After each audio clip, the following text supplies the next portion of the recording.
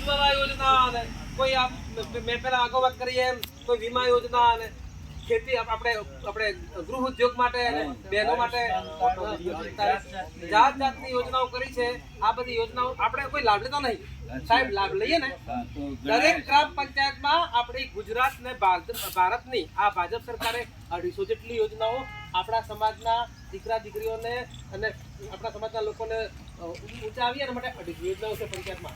એ બધી યોજનાનો સાહેબ લાભ લઈએ ને તો બોલો એક કે ઘર સાહેબ ખરીદ લે હે નહીં? તો આના માટે આ બધી આ મોદી સાહેબની જે ભાજપ સરકારે જે મોદી સાહેબના 11 વર્ષ પૂરા થયા, 11 વર્ષ સફળ પૂરા થયા, તો મોદી સાહેબે 11 વર્ષ દરમિયાન આપણા આદિવાસી સમાજ માટે શું કર્યું એ મેં તમને વાત કરી। એ અને માત્ર સમાજ આપણા નહીં દરેક સમાજ માટે જે વાત કરી એમ 11 આપણા ઉપર વજન વધારે આદિવાસી સમાજ પર વધારે ફોકસ કરી।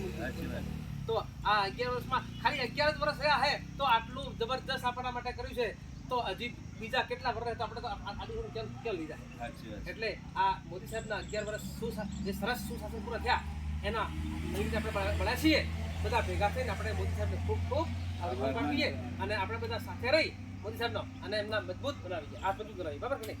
આભાર।